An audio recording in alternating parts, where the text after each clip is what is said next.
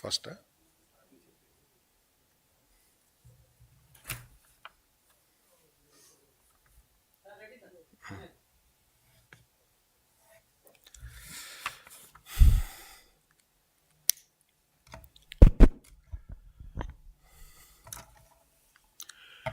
కూటమి ప్రభుత్వం చంద్రబాబు నాయుడు గారి నాయకత్వంలో అధికారంలోకి వచ్చిన తర్వాత ప్రజల సంతృప్తే లక్ష్యంగా పనిచేస్తూ ఈ రాష్ట్రాన్ని గత పాలకులు లెగసీగా ఇచ్చిన విధ్వంసకర వ్యవస్థలన్నింటినీ కూడా పట్టాలెక్కించి ఈ రాష్ట్రాన్ని దేశంలో నెంబర్ 1 స్థానానికి తీసుకువెళ్ళటానికి చేస్తున్న ప్రయత్నంలో భాగంగా మరి ముఖ్యమంత్రి గారు అనేక చర్యలు తీసుకుంటా ఉన్నారు. ఈరోజు కూడా మినిస్టర్సు, ప్రిన్సిపల్ సెక్రటరీసు, రాష్ట్రంలోని ఉన్నతాధికారులందరితో సమావేశపరిచి ఏ విధంగా అభివృద్ధి కార్యక్రమాలు జరుగుతున్నాయి, రాష్ట్రాన్ని ఇంకా అభివృద్ధి చేయటానికి రాష్ట్రంలో గ్రోత్ రేట్ జిఎస్డిపి పెంచడానికి, రాష్ట్రంలో పర్ క్యాపిటా ఇన్కమ్ని పెంచడానికి ఏమేమి చర్యలు తీసుకోవాలి, కలెక్టర్ల పనితీరుని, ప్రిన్సిపల్ సెక్రటరీస్ పనితీరుని, మంత్రుల పనితీరుని ఎప్పటికప్పుడు సమీక్షిస్తూ సూచనలు ఇస్తూ ఒక పక్క చంద్రబాబు నాయుడు గారు పరిపాలన చేస్తూ ఉంటే ప్రజాస్వామ్యాన్ని కానీ ప్రజల తీర్పును కానీ గౌరవించలేని ఒక అప్రజాస్వామిక నాయకుడి నాయకత్వంలో పనిచేస్తున్న ప్రతిపక్షం ఏ విధంగా పనిచేస్తుందో కూడా ప్రజలు ఆలోచించాల్సిన అవసరం ఉందని చెప్పేసి నేను మనవి చేస్తున్నాను. మనకి సామెతలు ఊరినే పుట్టవని అంటారు. పెద్దలు చెప్పేవాళ్ళు, 100 ఎలుకల్ని తిన్న పిల్లి కాశీయాత్ర చేసింది, దెయ్యాలు వేదాలు వెల్లించాయి అని సామెతలు మనం వింటూ ఉంటాం తరచుగా. ఈరోజు వైసీపీ నాయకులు జగన్మోహన్ రెడ్డి గారు కానీ, సజ్జల రామకృష్ణారెడ్డి కానీ, లేదా వాళ్ళ నాయకులు మాట్లాడే మాటలు వింటే ఆఖరికి కాశీయాత్ర చేసిన పిల్లి, వేదాలు వెల్లించిన దెయ్యాలు కూడా తలదించుకునే విధంగా మాట్లాడుతున్నారని చెప్పేసి ఈ సందర్భంగా నేను తెలియజేస్తా ఉన్నాను. వాళ్ళ ప్రెస్ మీట్లు చూస్తూ ఉంటే, లేకపోతే వాళ్ళు మాట్లాడుతున్న మాటలు చూస్తూ ఉంటే తడుముకోకుండా అబద్ధాలు ఎలా చెప్పాలి అని ఆలోచించే ముఠాకి వీరందరూ కూడా పెద్ద ఇన్స్పిరేషన్ లాగా కనపడుతున్నారని చెప్పేసి కూడా నేను మనవి చేస్తా ఉన్నాను. మనందరం కూడా ఇటువంటి అబద్ధాలు చెప్పేవాళ్ళని గోబెల్స్ ప్రచారం అని చెప్తా ఉండేవాళ్ళం. ఈ 18 నెలల కాలంలో గోబెల్స్ని మర్చిపోయి జగన్ బెల్స్ని గుర్తు చేసుకునే విధంగా మరి ఈ రాష్ట్రంలో ప్రతిపక్షం యొక్క పనితీరు ఉందని చెప్పేసి మనం చేస్తాను. ఈ 18 నెలల కాలంలో ప్రజలు ఎదుర్కొంటున్న సమస్యల మీద పోరాటం చేయలేరు. అసెంబ్లీకి వచ్చి ప్రజాస్వామ్యాన్ని గౌరవించి అసెంబ్లీకి వచ్చి తమకు ఓట్లు వేసిన ప్రజల్ని గౌరవించి అసెంబ్లీకి వచ్చి ఈ రాష్ట్రం కానీ రాష్ట్రంలో ప్రజలు కానీ ఎదుర్కొంటున్న సమస్యల గురించి ప్రస్తావించే ప్రయత్నం మాత్రం చేయరు. కానీ ఈ రాష్ట్రం మీద అవకాశం వచ్చినప్పుడల్లా విషం చిమ్ముతూ ఈ రాష్ట్రంలో ప్రజల మనోభావాల్ని దెబ్బతీస్తూ ఈ రాష్ట్రాన్ని ఏ విధంగా నష్టపరచాలి, ఏ విధంగా అస్థిరపరచాలి, ఈ రాష్ట్రంలో జరుగుతున్న అభివృద్ధి కార్యక్రమాలని ఏ విధంగా అడ్డుకోవాలి అని చెప్పేసి జగన్మోహన్ రెడ్డి గారు వారి టీం పనిచేస్తుందని చెప్పేసి కూడా నేను ఈ సందర్భంగా మనవి చేస్తా ఉన్నాను. నేను దాంట్లో ముఖ్యంగా కలియుగ ప్రత్యక్ష దైవంగా భావించే 7 కొండలవాడు నివాసం ఉంటున్న తిరుపతిని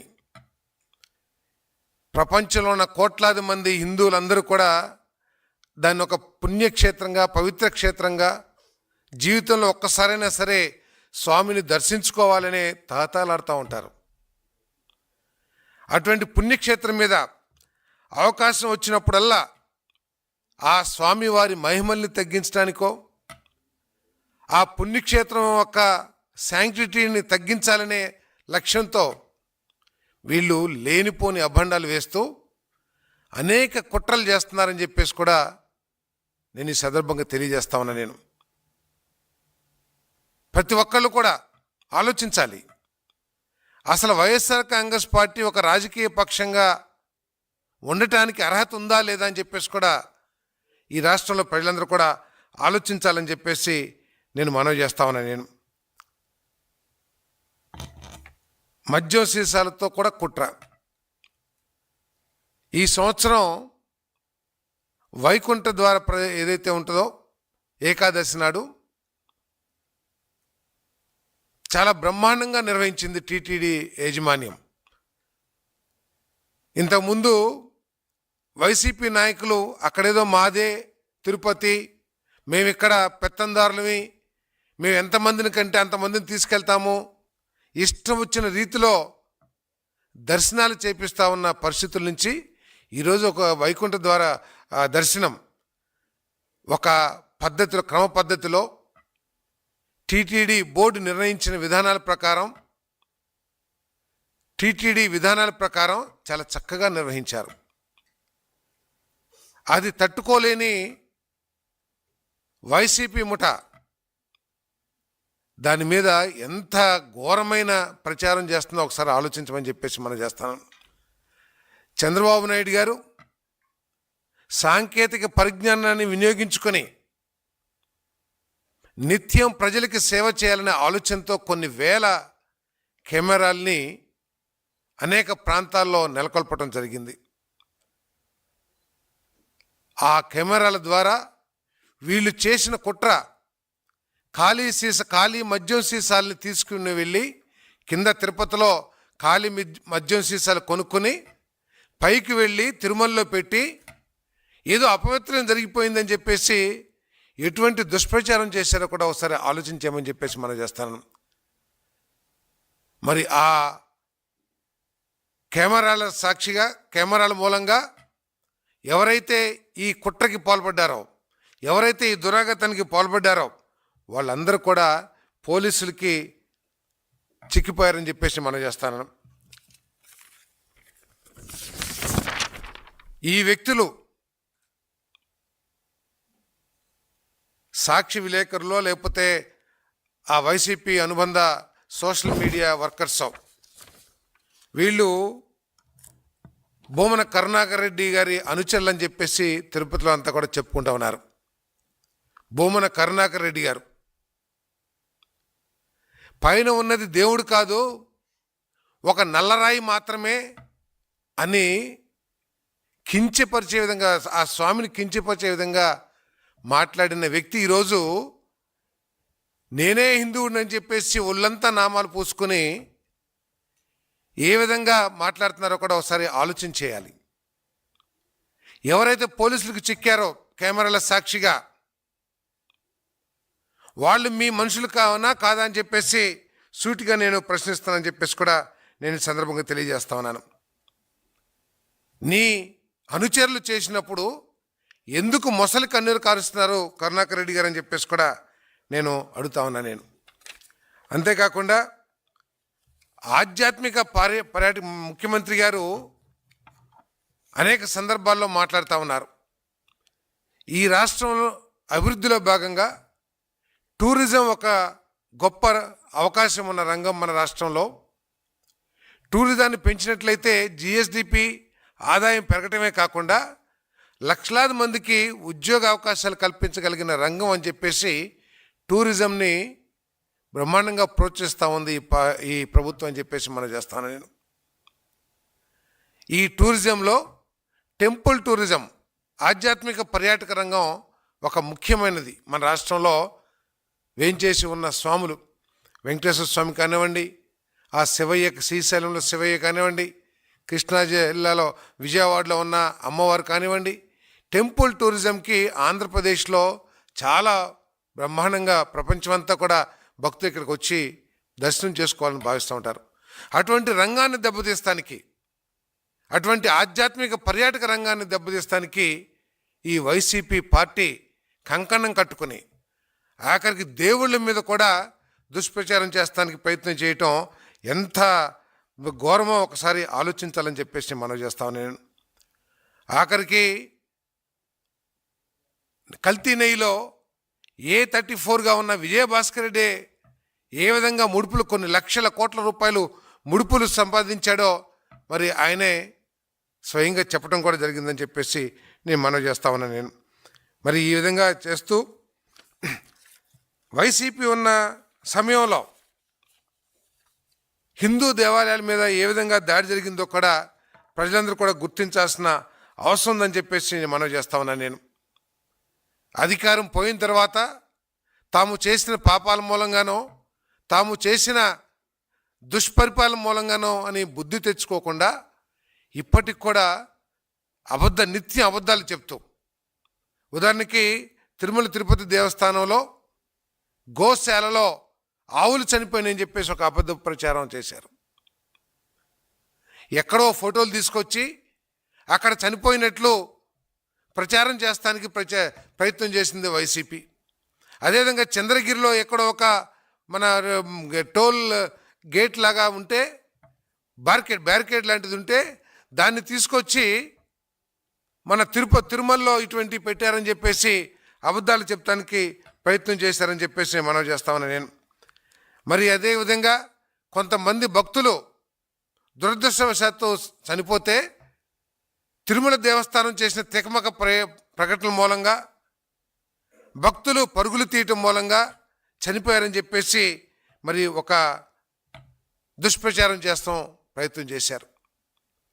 ఇదే వైఎస్ఆర్ కాంగ్రెస్ పార్టీ తిరుమల ప్రాంతంలో తిరుపతి ప్రాంతంలో టీటీడీ భూముల్లో పరమతస్తులకి ఎటువంటి అనుమతులు ఇవ్వకూడదని చెప్పేసి నిబంధనలు ఉన్నా కూడా అక్కడ ముంతాజ్ హోటల్కి పర్మిషన్ ఇస్తే మరి ఈ కూటమి ప్రభుత్వం హిందూ మనోభావాల్ని ఆ టీటీడీ ఉన్న రెగ్యులేషన్స్ని గౌరవించి నిబంధనలు గౌరవించి దాన్ని రద్దు చేసేసిందని కూడా నేను మనవి చేస్తామని నేను. సో ఈ విధంగా దేవుడి మీద నమ్మకం లేని ఈ దేవుడి మీద నమ్మకం లేని కరుణాకర్ రెడ్డి గారికి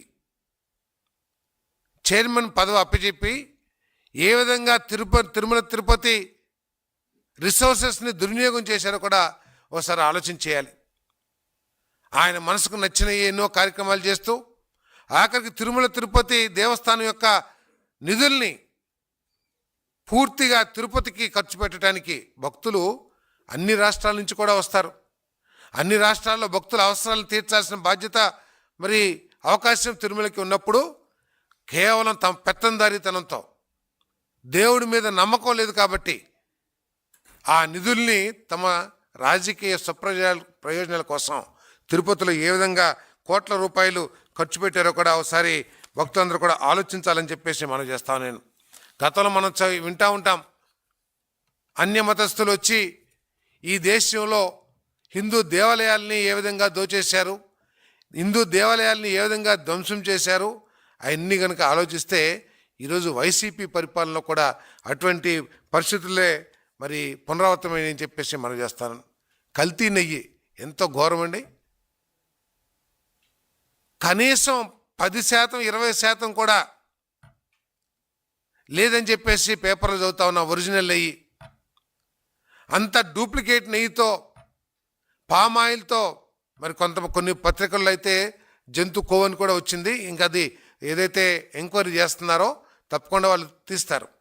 మేము అడుగుతా ఉన్నాం, ఏదైతే సంస్థ నుంచి మీరు కొన్నారో ఆ సంస్థకి కనీసం ఆ నెయ్యి తయారు చేసే ఇన్ఫ్రాస్ట్రక్చర్ ఉందో లేదో కూడా చూడుకోకుండా మీరు కేవలం ముడుపుల కోసం దాన్ని తీసుకొచ్చి అపవిత్రం చేశారు తిరుపతిని అని చెప్పేసి కూడా నేను ఈ సందర్భంగా నేను తెలియజేస్తామని నేను. మరి పరకామని మన చిన్న దొంగతనం జరిగితే ఎంత సీరియస్గా చర్యలు తీసుకుంటామో ఒకసారి ఆలోచించండి.